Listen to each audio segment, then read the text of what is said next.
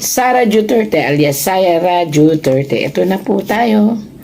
Oh, sa ngayon po si Sara Duterte ay talaga pong siguro sa pagod na rin to, sa stress.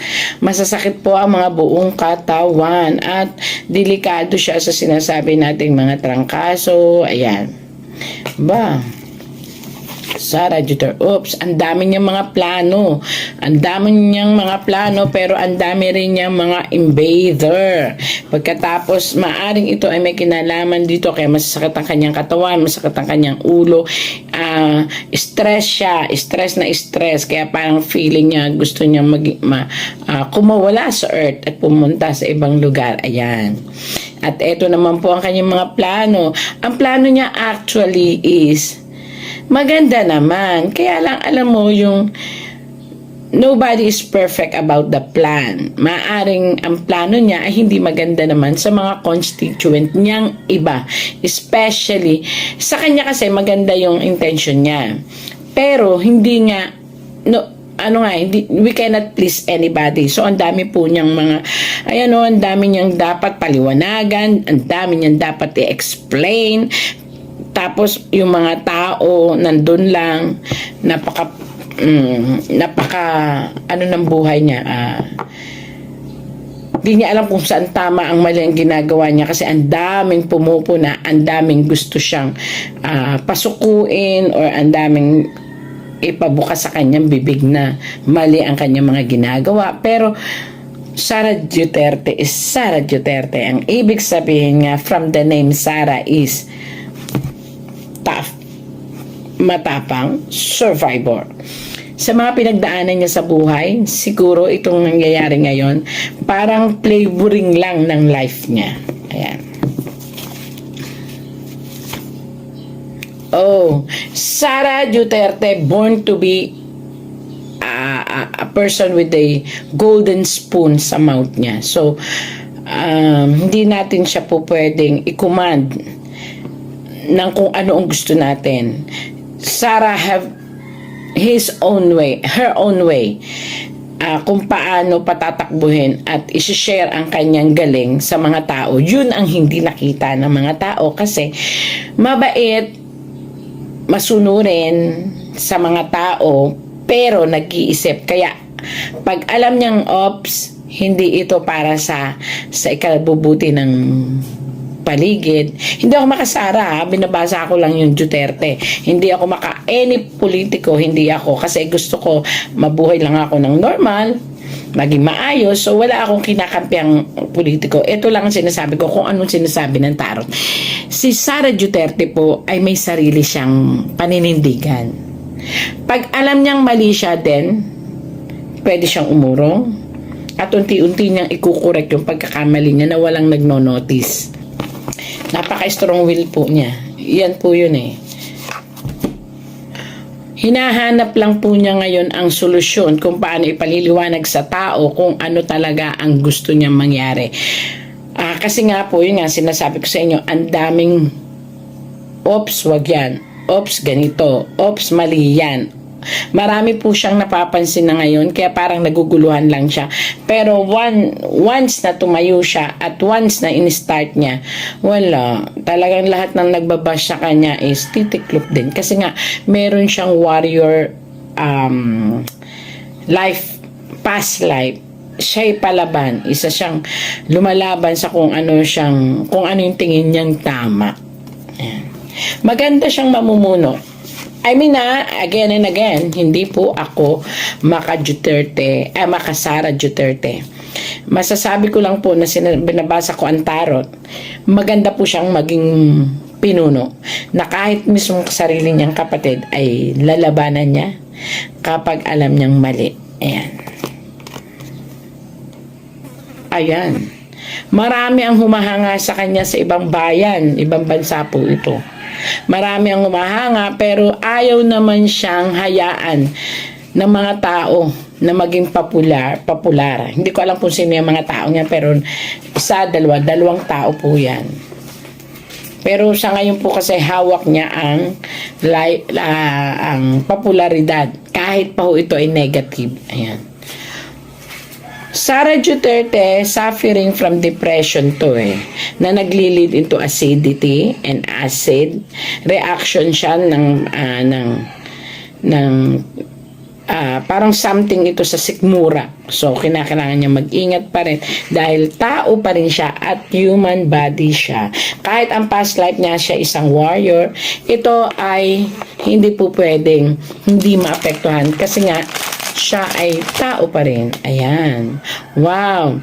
1, 2, 3. Tatlong malalaking proyekto ang balak niya. Hindi ko alam, napakalalaki. Pero I doubt it. Hindi po matutuloy yung tatlong malalaking proyekto ating Sara Duterte. 2, pero mayroon naman pong ipapalit siyang proyekto na 2 naman po yun. Kumbaga yung 3 ikinompress niya. 2 ang parating na proyekto niya na yun ang ipupurso niya na matutuloy. Pero yung mga past na project niya na 3, hindi ko alam kung ano yun, which ang daming mga basher at ang daming mga nakikialam, yun ang magkakagulo. Yun ang parang mahihirapan ituloy at magkakagulo at doon siya mako-question. Ito yung dati pa siguro niya to naging plano noon. Yan ang tutulig sa end. Kaya kung ako sa kanya, ang sabi ng Baraha, change the plan. Wow. Aiming a new life, magiging makulay ulit. May ang ibig sabihin po nito ay isang ibabash na naman siya. Hindi ko alam kung ano ibabash sa kanya, pero ito ay about naman sa sa father niya, which hindi na dapat idikit sa kanya, pero since she is a Duterte, ang mga haters ni father niya, maaaring isa sa mga maggagawa ng paraan para siya ay umalis sa pwesto. Yan. But still, matigas nga ang ulo ng ating Vice President. Ang kanyang katigasan ng ulo ay nagre-react sa kanyang personalidad. Hindi. Lalaban siya kasi alam niya na tama ang mga naging desisyon niya. Kung meron mang mali, talagang aaminin niya. Ganon ang kanyang karakter. Galing ha. Hindi ako pero she is born to be a politician. Even she don't want. Siya ay talagang isang politiko kahit ayaw niya. At ang kanyang kapalaran ay mas yayabong pa. Hahawak din siya ng isang posisyon sa isang, if ever hindi siya magiging presidente o hindi siya magpipresidente o hindi siya pupunta sa politika, darating ang times na hahawak siya ng malaking posisyon kung sakaling papasok siya sa kumpanya. Kung sakali namang magkakaroon siya ng isang negosyo, magiging top siya. So talagang yun ang kapalaran ng ating Vice President. So let it be. Marami man daw struggle is coming into a success one pa rin siya. May mga tao talagang ganun. But look at this one. Sometimes ayaw na niya. Sometimes gusto na niyang sumuko. Meron lang gusto siyang patunayan sa sarili niya. Kasi parang itong hamon ng tatay at anak Kaya mo ba? Which parang may gusto siyang patunayan na kaya ko to. Pero, sorry to say po, Ma'am Sara Duterte, minsan talagang ayaw mo na. You just want to sit back. And you just want to think na sana hindi na lang. Sana, puro sana at puro negative yun. Pero, at the end of the day, bigla na naman papasok ang tunay na Sara Duterte na matigas. Hindi ako papayag. Ito, ipaliliwanag ko. Ganito ako. Ito ang gusto kong mangyari. Maganda ang point of view ko. Although maraming mga negative, ayaw niya ng negative. Pero, lalabas siya ng kwarto, ayos na ayos, nakangiti. Pero in the heart, tatayo siya. Ganon ka-strong ang personality ng ating Vice President. So, yung mga ganyan is categorized as a warrior. Sa ngayon kasi, kinakailangan, Ma'am Sara, kung ito pa po inyong naririnig, you have to check for the health of your mother. i-check nyo po. I don't know kung bakit po ito dumating.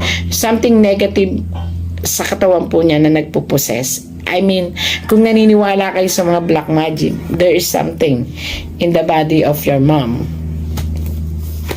The black magic pero yun po ay cards lang. So, wow. Your father is really a survivor. May mga pagdadaanan siyang karamdaman at kinakailangan lang talagang para siyang may power alam mo yun,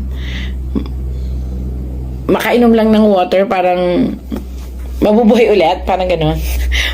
Ganyan si Duterte, para siyang may something sa katawan na ano to kasi powerful. Siguro mga anting or I don't know kung naniniwala kayo or something na nakakapagpalakas ng kanyang katawan na kahit hina na rin lalakas pa rin. Ayan. Pero although yung katawan niya is the body is willing but the mind is willing but the body is aching. Parang ganon. Ayan. Wow. Disappointed ka sa mabubuking mo ngayon dito ang mga totoong tao sa paligid mo, coming ito sa'yo. Darating sa point of time na magkakaroon ka ng disappointment sa mga taong akala mo'y totoo. Ito na po yun. Parating ka doon. So, that's life, pero still you're a super warrior.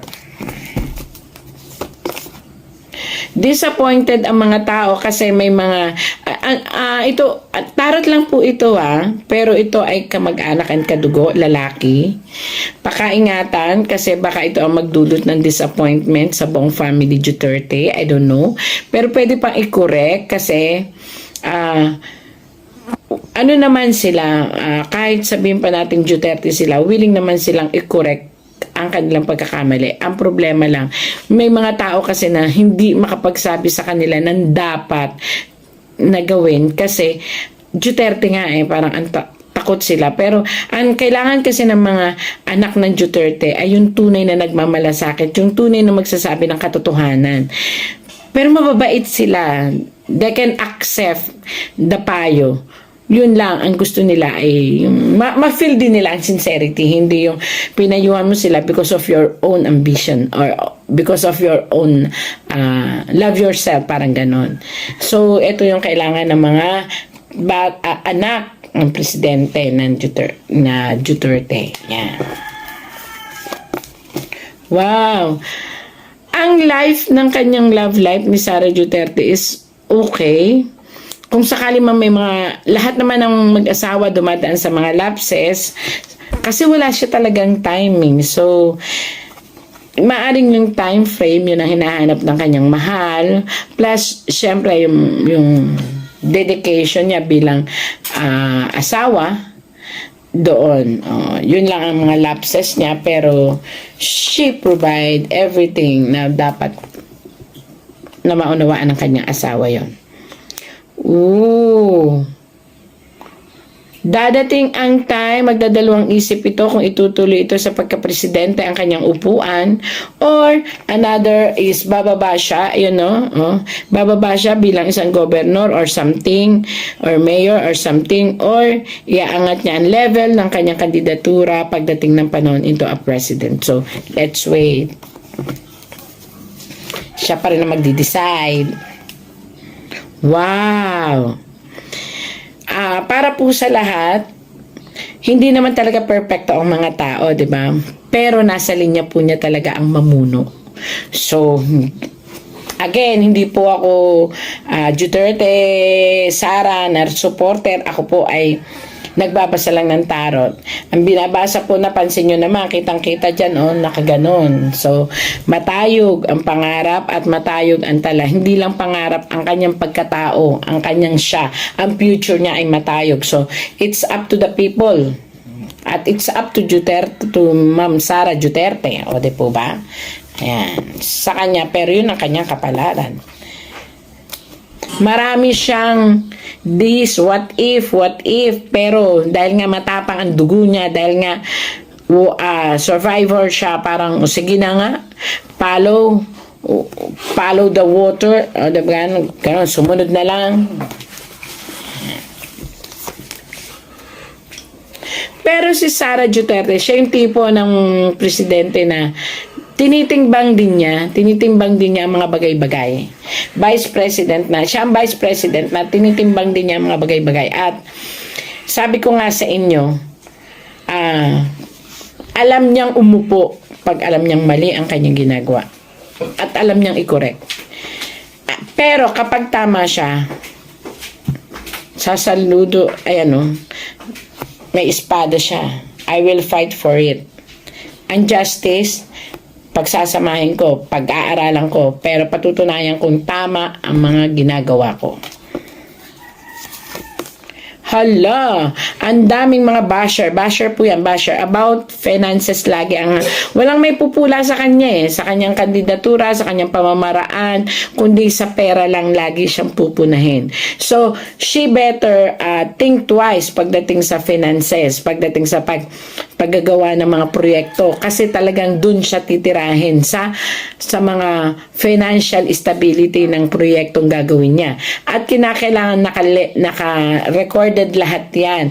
Kailangan black and white, naka-written para anytime pwede, ito yung aking project, ito finances, walang labis, walang kulang, kasi dun lang talaga siya pupunahin ng lahat ng mga basher niya, good or bad basher.